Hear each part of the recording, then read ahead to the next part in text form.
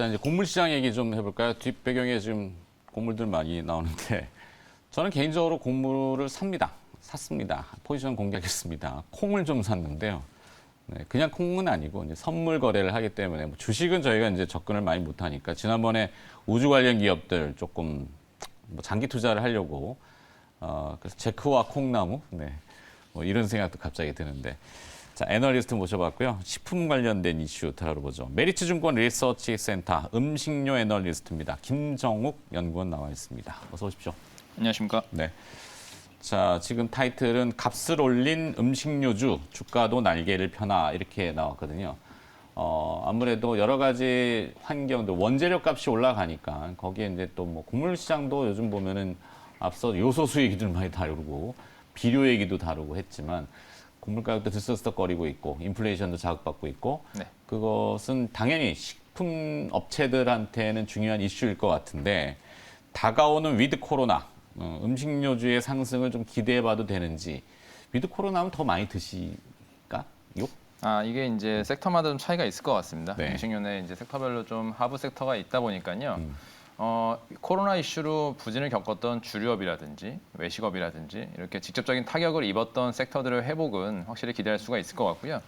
종합식품 업체들은 또 오히려 코로나의 수혜를 받은 부분도 없지 않습니다. 그렇기 때문에 올해 이제 작년 숫자들이 좀 기고 효과를 만들면서 내년도에는 또 부담이 될 수 있지 않을까 이렇게 생각을 하고 있습니다. 그래서 3분기 실적이 나오고 있는 현재 상황인데 음식료 섹터가 전반적인 이슈보다는 개별 이슈, 위드 코로나 수혜주, 주류, 외식업종, 그다음에 내년을 돌아본다라면 올해 가격 인상을 성공해서 내년에 스프레드가 개선될 수 있는 종목들로 압축되고 있는 상황입니다.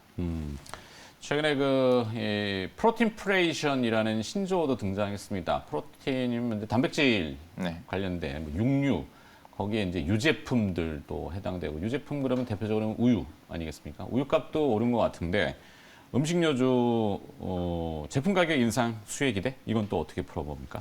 네, 대표적으로 지금 우유값 말씀을 주셨는데 우유는 이제 원유 가격 연동제라고 해서 원유 가격이 올라가게 되면 이에 연동해서 제품 가격을 올리게 되어 있습니다. 네. 이번에 원유 가격이 2%대 상승이 나왔고요. 이게 연동해서 제품 가격이 올라왔는데 우유는 이제 가격 유제품 전반적으로 봤을 때 가격보다는 일단 수요에 대한 우려들이 좀 있습니다.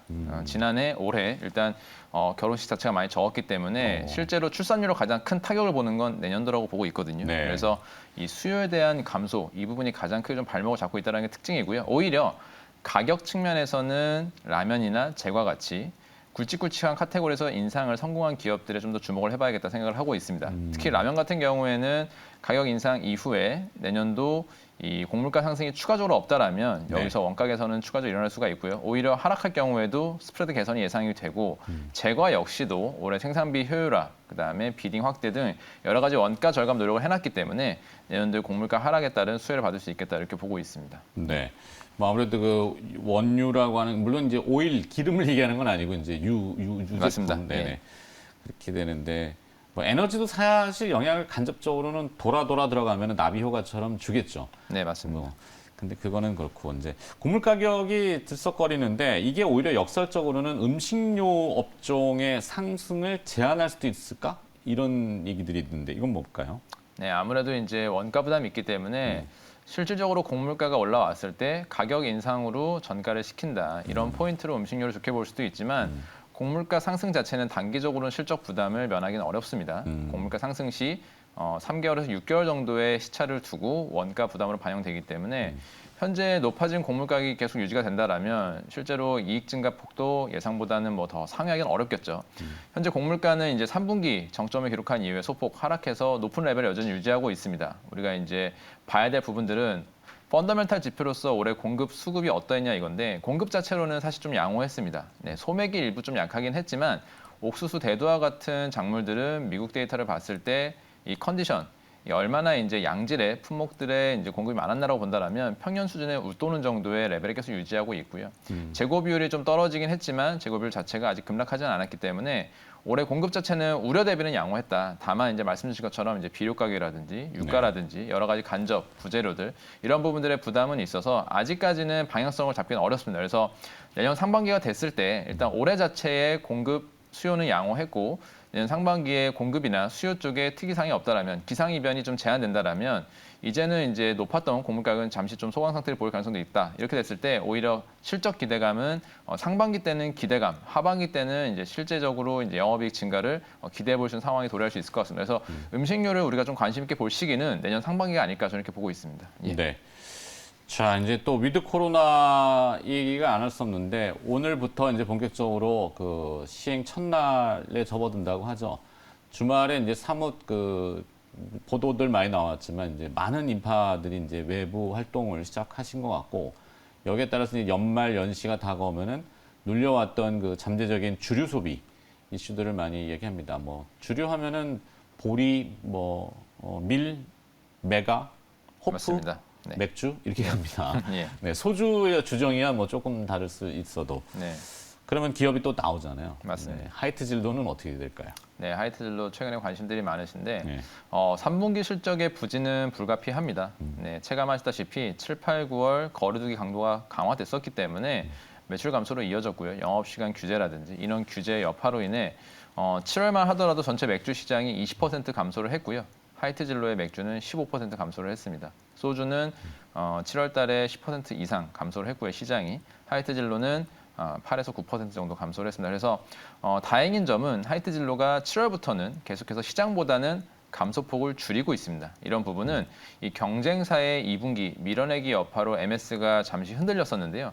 다시 시장이 정상화되면서 하이트진로의 마켓쉐어도 올라오고 있는 모습을 보여주고 있습니다. 7, 8, 9 물론 이제 부진한 실적을 우리가 목도하겠지만 기대해야 될 부분은 이제 4분기입니다. 네. 3분기 실적이 나오는 11월 중순 오히려 우리는 부진한 실적과 함께 개선된 업황을 확인할 수 있을 거고요. 체감할 수 있을 거고요.